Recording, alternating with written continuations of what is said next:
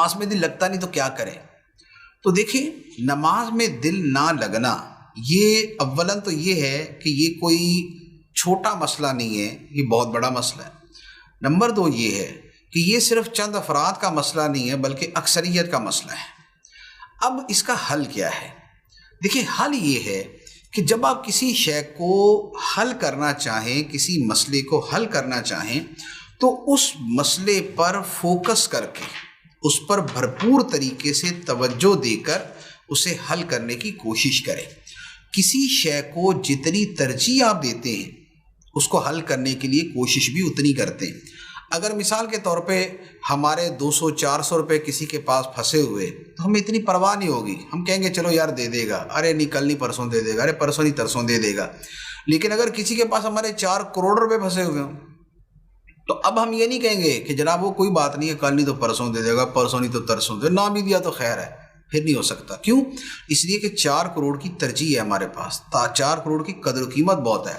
اب ہم اس کے لیے بھاگ دوڑ کریں گے، اس کے لیے منصوبہ بنائیں گے، سوچیں گے، پلان کریں گے، رابطے کریں گے، اس سے مل، اب یہ سارا کچھ کریں گے۔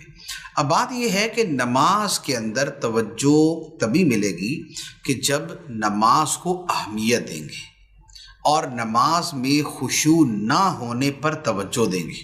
اب اس کے بعد یہ ہوگا کہ اب آپ اس ایک مسئلے کو لے کر یوں سمجھے کہ دنیا میں آپ کا ایک ہی کام ہے کہ آپ نے نماز توجہ سے پڑھنی، باقی سارے کاموں کو آپ لے جائیں سیکنڈ پرائرٹی کے اوپر، دوسری ترجیح کے اوپر۔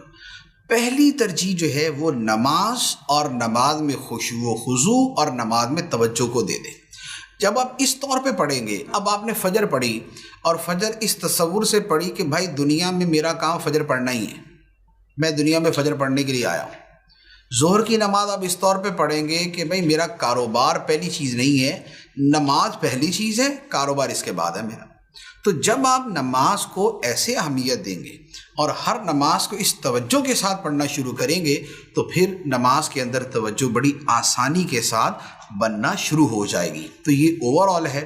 دوسرا پھر اس کے ساتھ اور بہت سارے طریقے علماء کرام صوفیہ اعظام نے بیان فرمائے ہیں کہ نماز پڑھتے ہوئے جو الفاظ نماز ہے ان پر توجہ رکھیں، یا ان کے معانی یاد کر لیں اور ان کے معانی کو سوچیں، یا یہ ہے کہ یہ تصور کریں کہ میں خانہ کعبہ کے سامنے کھڑا ہو کے نماز پڑھ رہا ہوں تو اپنے دل و دماغ میں توجہ خانہ کعبہ کی طرف رکھیں۔ اور یہ بھی ہو سکتا ہے کہ بارگاہ الہی میں خود کو حاضر سمجھیں کہ میں خدا کو دیکھ رہا ہوں، اور یہ مشکل ہوتا ہے تو لہذا پھر یہ یقین رکھیں کہ خدا تو مجھے دیکھ رہا ہے۔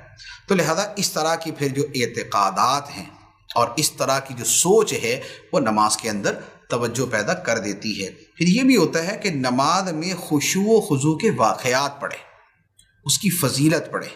جیسے اس موضوع پر بہت ساری کتابیں ہیں، علامہ ابن رجب حنبلی کی کتاب ہے الخشوع فی الصلاۃ، اور اس کے علاوہ علماء نے کتابیں لکھی ہیں۔ اسی طرح فیضان نماز جو امیر اہل سنت کی کتاب ہے، اس میں بھی نماز کے خشوع و خضوع کے بارے میں کافی سارا مواد ہے۔ تو وہ جب آپ بار بار پڑھیں گے اور تھوڑا پڑھیں عمل کریں، تھوڑا پڑھیں عمل کریں، ایک ہی دن کے اندر سارا باب پڑھ دیا تو 4 دن شوق رہے گا، اس کے بعد ختم ہو جائے گا۔ تو تھوڑا تھوڑا پڑھتے رہیں، عمل کرتے رہیں، تو انشاءاللہ اس سے خشوع و خضوع کی عادت بنتی رہے گی۔